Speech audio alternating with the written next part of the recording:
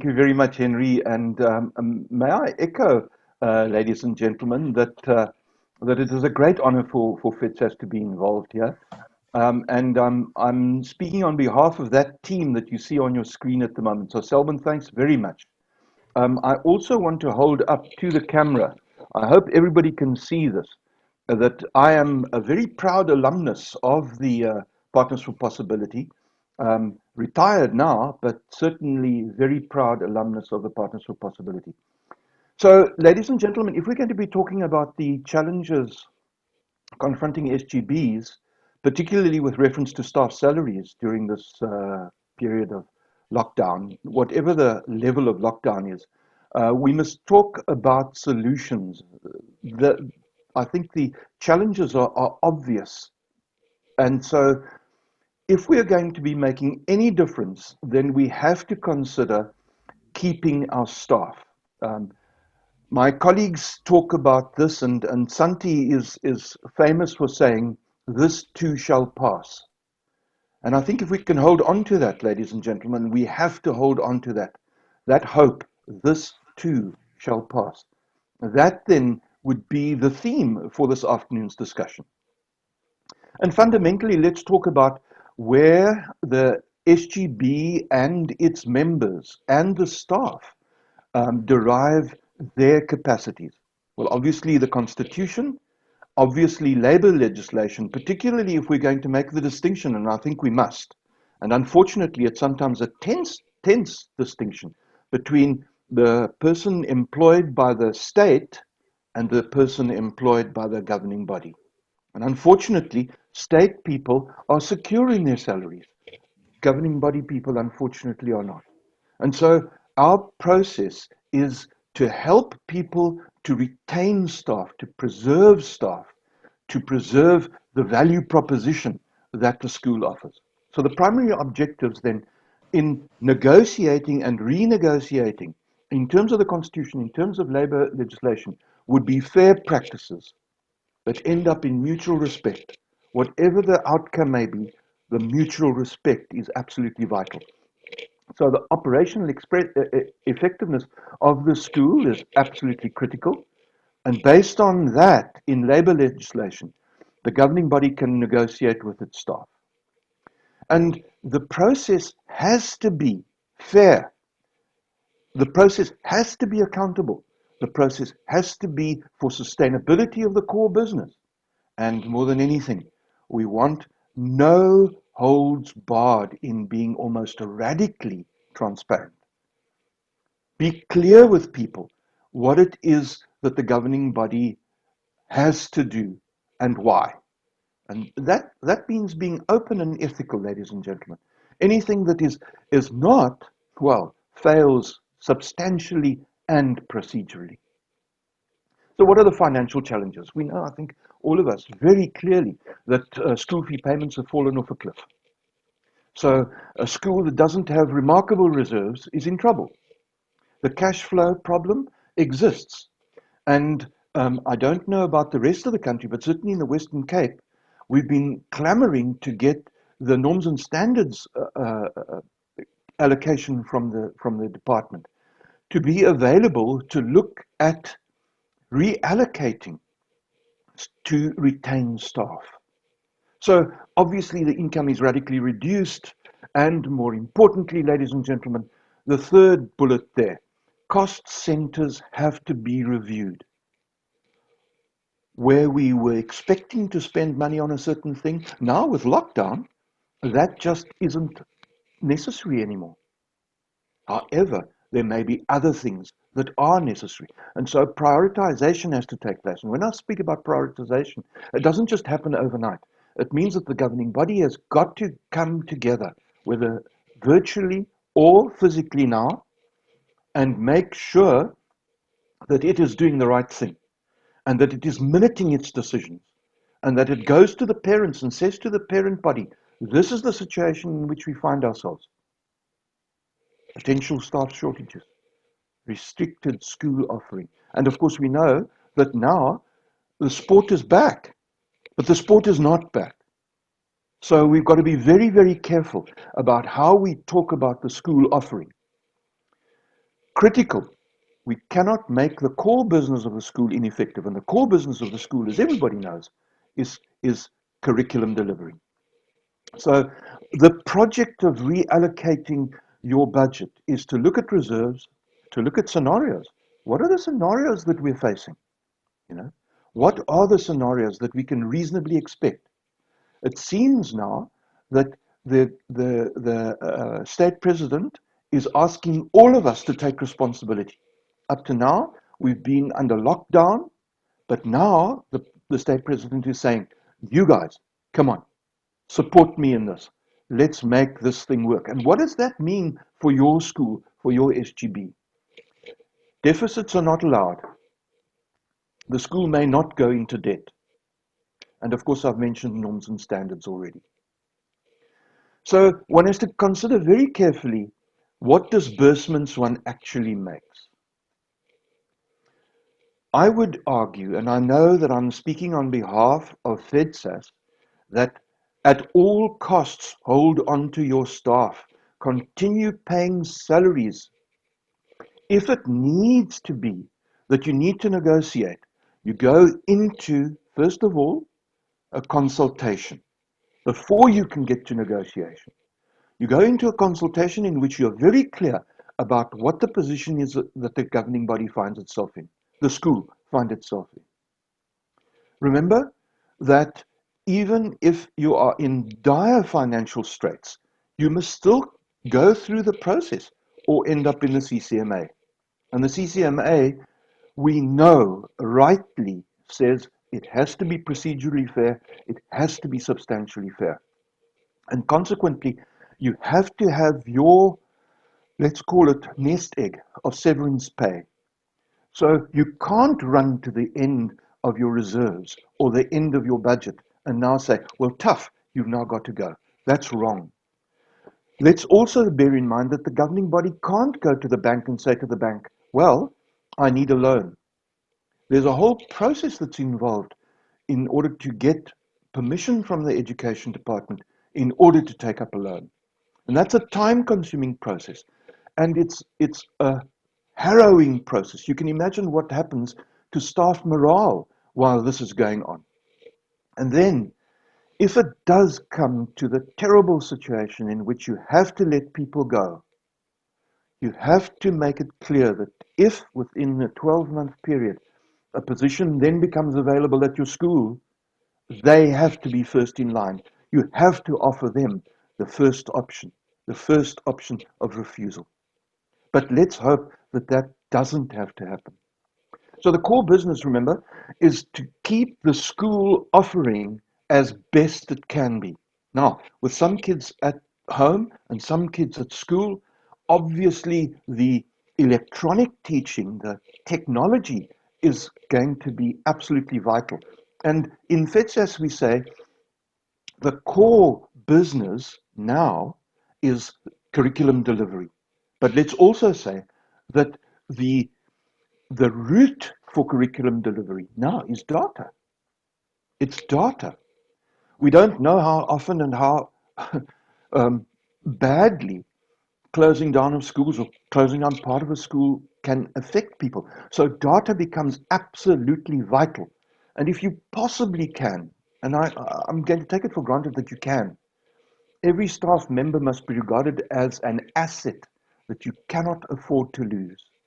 To lose that asset would mean to destroy part of the school offering. And that then means that you can't then ask for the same school fees. You can't then become the attractive school that you want to be, to draw the youngsters that you want to, and to offer the youngsters a leapfrog into the future that schools must be. So maintenance of the core business is absolutely vital. So communicate. Please, please, please communicate. You as a governing body, you've thought about it, you know what is going on in your finances. Then communicate with your parents, but also communicate with the staff as a group. With the staff, particularly your SGB staff members, look at them as a production unit that you can't lose. Bear in mind that you've got to keep your learners enthusiastic. And then you've got to appeal to your generous and positive parents. Communicate, communicate, communicate where the school is and what the options are, the scenarios that are facing. Very difficult, very difficult. You and I have friends in the private sector, and we know that some of them are on 40% of their salaries. Some of them have already lost their salaries. Some of them are unpaid leave. We know how difficult that is. So, in terms of the finance of the governing body, we've got to review the budget allocations, as I've mentioned. We've got to look at projections in terms of the cash flow. When people go back to work, can we appeal to them to please start paying school fees again? And then, in terms of your prioritization, determine the necessary expenses. You may have saved on water and lights. That money should be reallocated. Reducing the use of water and lights, reducing the heaters. That's critical at this stage. Protect the core business, I keep repeating. And then, ladies and gentlemen, consider alternative income streams. Are there people in the community who would be willing, for instance, to fund some of your support staff? I know in the West Coast that some of the businesses are saying, all right, we can at least support one of your support staff, and then if you go into TERS, you get another 38% of what their salary was, and at least that keeps the staff member there and keeps them going. You'll forgive me for saying that in the Western Cape, the Section 38A payments are very unpopular. And our opinion is that that should be the first to go. If you have anything like that at your school, that should be the first to go, to be ethical at least.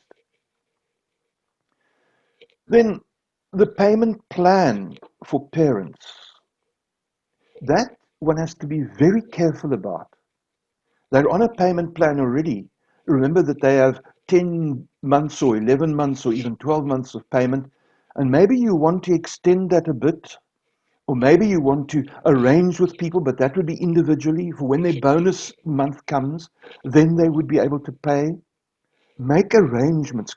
Remember, we said a little earlier, communicate, communicate, communicate. And then, of course, please invite people to be honest and open with you about their applications for school fee exemptions. It's critical then that you also consider the options of going to your insurer, going to your security people, going to the utilities that you pay, the water, the lights, whatever else, the transport that you may be subsidizing. Go to those and look at that. And also, please consider whatever surplus funds you might have, that they would be channeled into keeping your core business going at the quality that you want it to be, which would then mean keeping your staff on board. So let's also talk about repurposing your staff.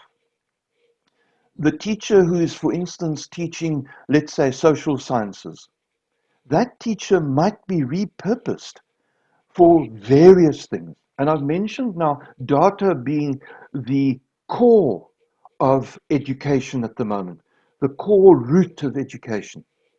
And when we say mind the generation gap, I do want to say that there's no blanket decision of this young person and that older teacher that they aren't necessarily quite as good as each other and can't form a team together to do your delivering of your curriculum.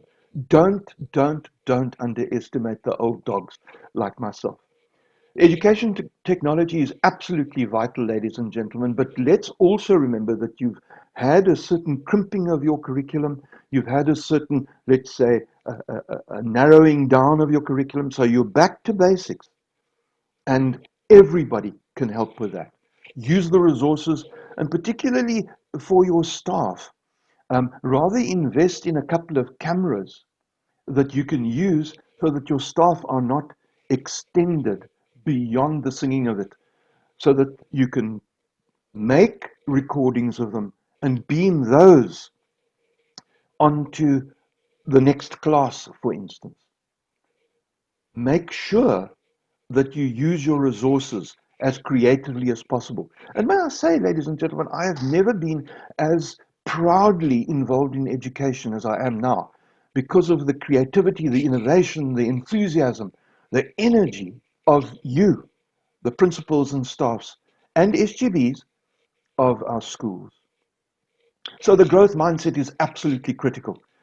And ladies and gentlemen, I've heard even half an hour before speaking to you of a chairman of a governing body who decided that homeschooling was what he wanted to do. I wonder if people understand that homeschooling is incredibly difficult and has really serious drawbacks. I'm not saying it isn't good for some people, but people who just decide, oh, we're going to go the homeschooling, don't know what they're letting themselves in for.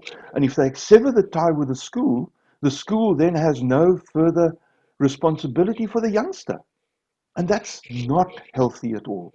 So e-learning, I say that from my colleague, it is hard until it isn't.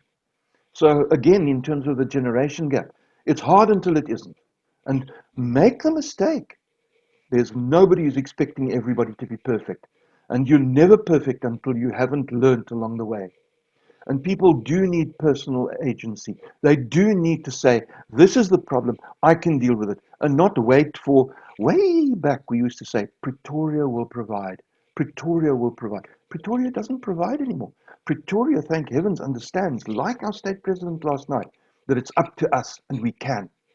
But, ladies and gentlemen, please, please, please communicate and communicate honestly so that the psychosocial support that everybody needs is available all the time. Negotiated alternatives, be very careful. Look specifically at the sense of well-being in your staff room when you contrast the state employers and the SGB employers.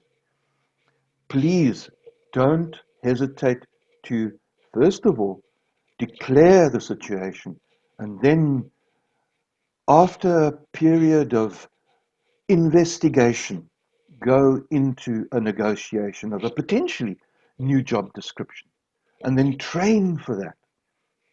If absolutely necessary, go into unpaid leave. But as my colleague keeps saying, this too shall pass into something better. And we're convinced of that. We're absolutely convinced of that. So your innovation is what it's all about. You're creative, you're innovative. The whole idea is to make sure that you have a moral framework to prevent anything going wrong for your school and for the people who make the school what it is. And so you established well-defined criteria to make sure that you're doing what is ethical and what is right by people. That means that you have to make your financial reports available. In good faith, ladies and gentlemen, you have to explain if there's something that you're not divulging. Remember, should it get to the CCMA, the CCMA might say, well, I'm sorry, we're not happy with your explanation. Disclose.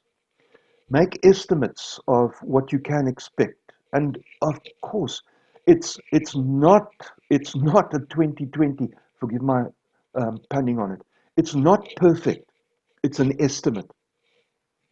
Make your financial estimate so that when you're in consultation and in negotiation with your staff, that you remain in a bona fide, good faith, best intentions, and a mutual respect situation. I hasten to finish in saying that we're all in this together. We're all in this together. We have to address each other's fears. The old dogs and the new tricks largely depend on an energetic work ethic. And of course, if someone is unwilling to look at a new job or look at a new position or look at a new way of doing things, well, then they're skating on a very thin ice. And so we don't want that. The last point that I've got on this slide, I think, comes from my colleague, and that is the following. We have to unfortunately face the fact that some of our staff members may need to quarantine. That then, certainly in the Western Cape, gives the governing body and the school management team an opportunity to find a replacement. You can obviously shuttle someone who is being paid by the governing body into that position. And that gives the governing body relief financially, but it keeps the staff member there. That's what we're talking about, ladies and gentlemen. Thank you very much. I'm sure that if I haven't convinced you, I know who you are, and I'll come and look for you. That's not a threat. It's an offer to make contact with us so that we can assist in whatever way we can to keep your school going to the best that it possibly can. Thank you very much. Selwyn, thank you very much. David, yours, sir.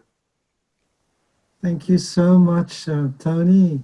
Lovely to have had you share with us. We're going over now to our next speaker, and I want to do a short introduction of our next speaker,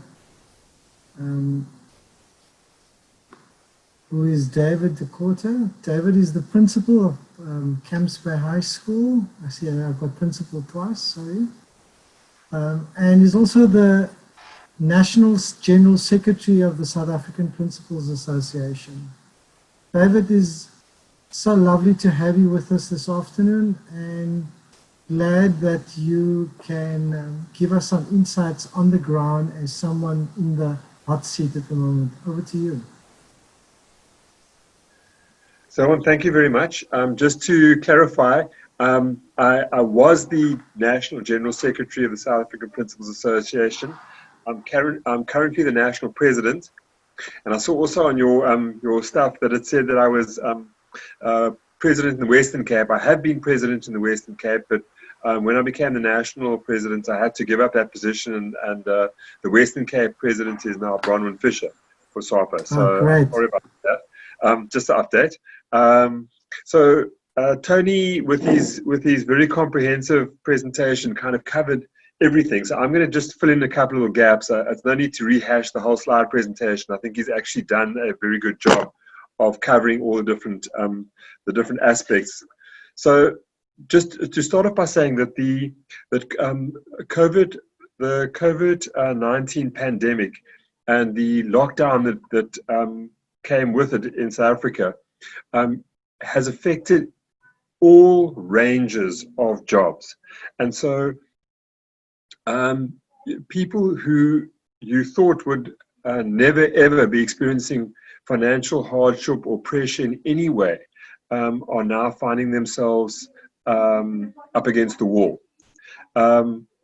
In fee-paying schools, then you have your parents who you think, well, you know, they've never ever not paid fees. There's never been a problem. They've got massive cash reserves. They'll be able to weather any storm. And then something like this comes along, 2 months of no income, and suddenly the wheels come off, and people are going, you know, we're not surviving, we can't cope, etc., etc.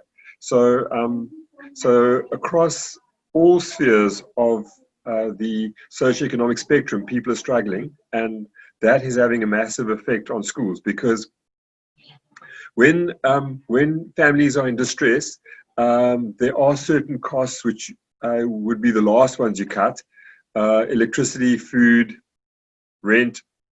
And then there are the first costs you cut, and often that's the easy ones, like education, because their child's not going to be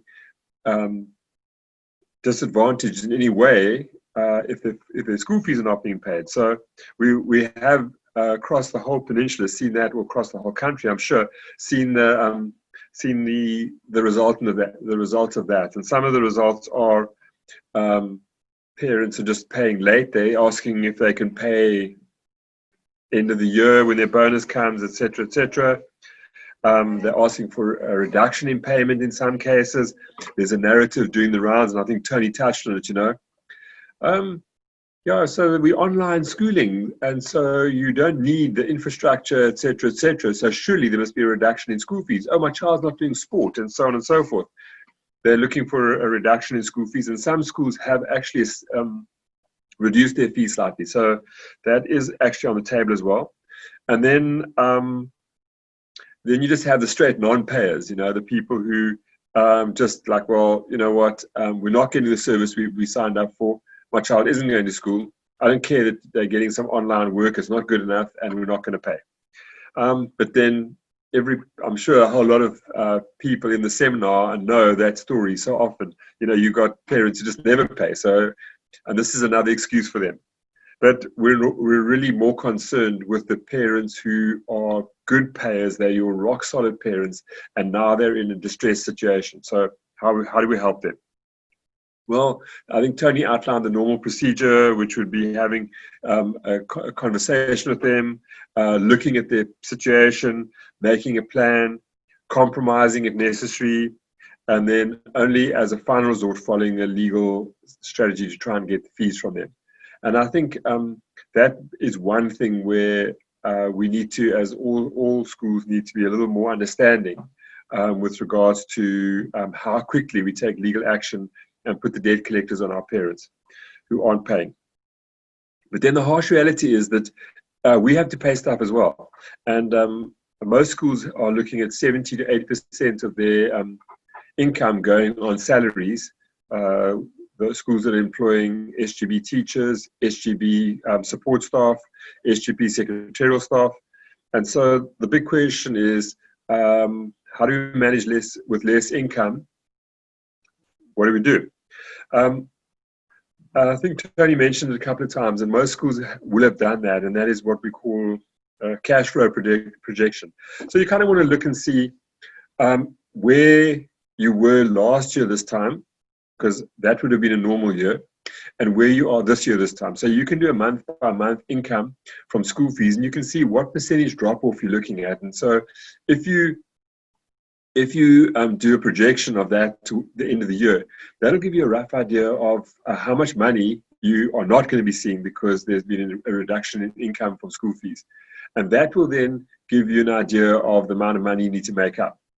So there are two ways of covering that one, obviously.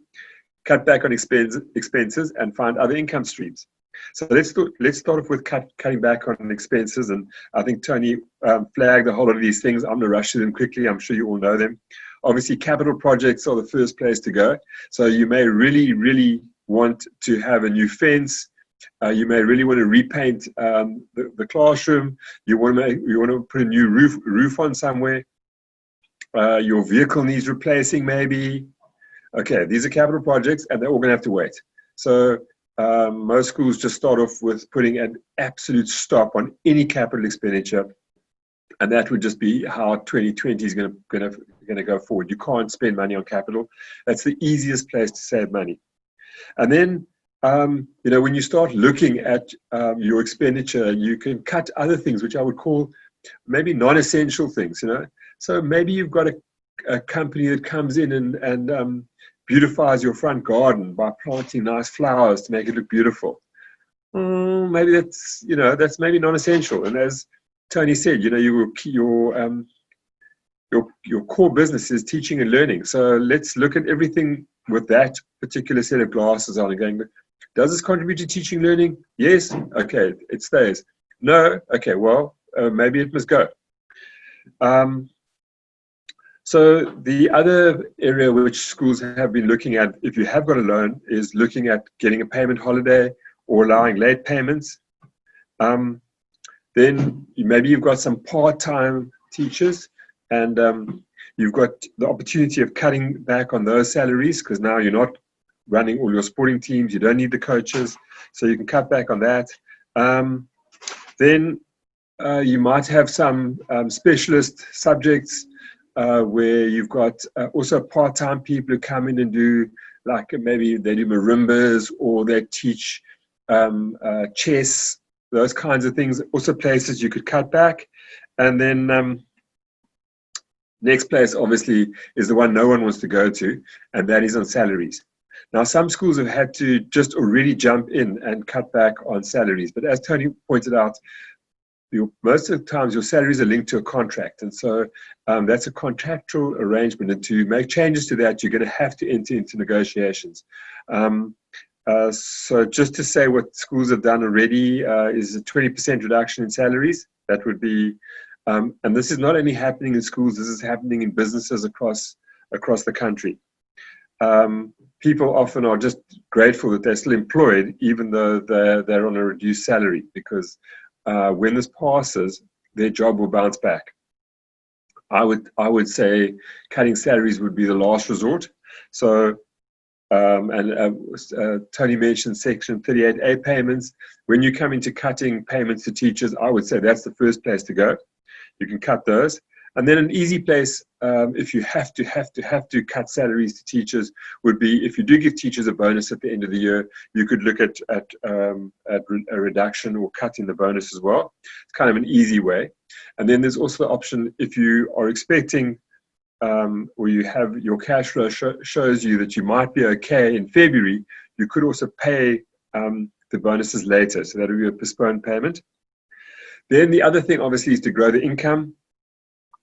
Now, one thing you can do about growing your income is you can get the grade 8s who are not yet on campus, but who you registered last week and who now know they are coming to your school, or the grade 1s, and you could, or the grade Rs, and you could say to them, listen, we're going to need next year's school fees, the first 2 months paid up front, and we're going to need them October, November.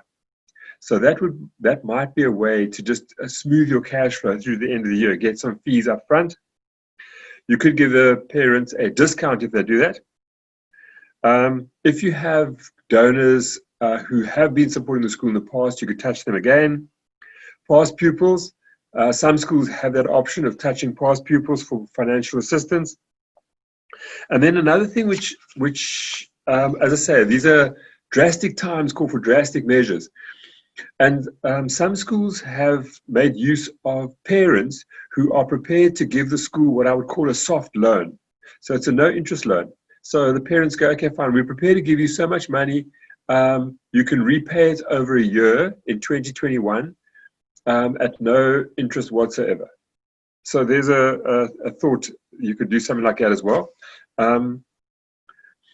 And then just before I hand back to Selwyn, just a couple of things to say at the end, and around, not necessarily around school fee collection and cutting back, but just some thoughts for schools, because there are some new expenses that may have popped up with COVID-19.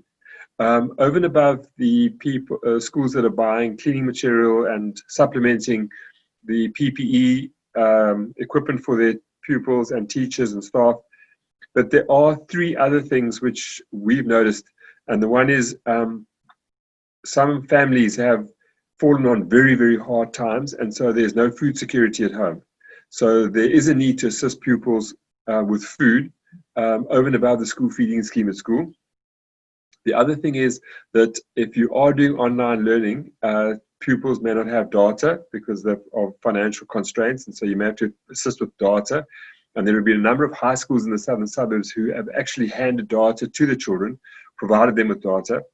And then the other thing with the family situations changing, some children who've been just managing to make it in terms of transport costs to school have now not been able to come because of the families changing financial status, and so they can't afford to actually travel to school. So schools have had to step into that space and start paying for the transport costs of the children as well, which is an added expense which schools weren't expecting, especially at a time now that they're trying to cut back on expenses. But these 3 things I mentioned, feeding and data costs and transport costs, the nice thing about those 3 is that a lot of people are very willing to step up and have an appetite to be generous in those particular areas. So you may find that things like crowdfunding or getting parents to cross-subsidize for those particular costs may actually be something that the school can look to. So without further ado, I'm going to stop there, and if there are any questions, I look forward to assisting with answering them. Thank you so much, David. Very insightful and certainly helpful. I'm going to invite Tony and Henry and Santi as well, to whoever wants to jump in. We're going to go into an opportunity now for some Q&A, and that will give us as the audience our opportunity as well to join in into the conversation. So please feel very open to join into the conversation. I want to invite you to place some more questions into the Q&A box. All right, so there's some of the questions that have arisen already. Let's start at the top. Santi and okay. Sorry. So the first question, go for it, Santi. I just want to start my video. Sorry about the Tony. I would like to. You are the master. You and Henry with the short listings and stuff. The others I could handle. Tony, you are. Henry, would you like to answer that? Yeah. Future SGB appointments, would SGB Look, be allowed? Yeah. Governing bodies are involved in both contract appointments and also those appointments that are being advertised through a bulletin. We have been given the assurance from the head of the department in the Western Cape that there will in fact be a vacancy list for those current vacancies that do exist at our schools. However, the problem that they had was the recently newly appointed calendar that we received, because it was difficult even for the previous round to determine when the appointment date of those people would be. So the question is, would the SGB be allowed to state in advert that applicants will not be considered for shortlisting? I don't think from a legal perspective that is definitely not allowed. That would be a form of discrimination, and that should not be allowed to happen. We are, as David has said, we in very different situations now when we need to think differently about those kind of things. But it will definitely not be. It will be discriminatory, and it will not stand the test of the legal system, because that is not allowed, and surely you will run into difficulty with this. Henry, may I just come in there in terms of that particular question? And I entirely support what you're saying, but there's also this element, ladies and gentlemen, that the equity score, consider that for a minute. And the equity score, in fact, advantages someone with a disability. So how one defines the disability is another matter. But remember that there is an advantage to someone who has a disability. And I think one must be very careful, as Henry says, not to tread on toes in terms of the human rights. The second question, what would you consider as a valid reason for financial non-disclosure with regard to the financial position of the school?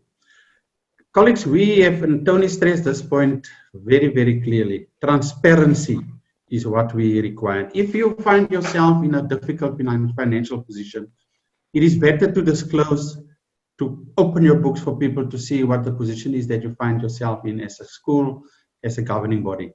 So that should you have to make any decision, you have at least disclosed all that there is for people to know.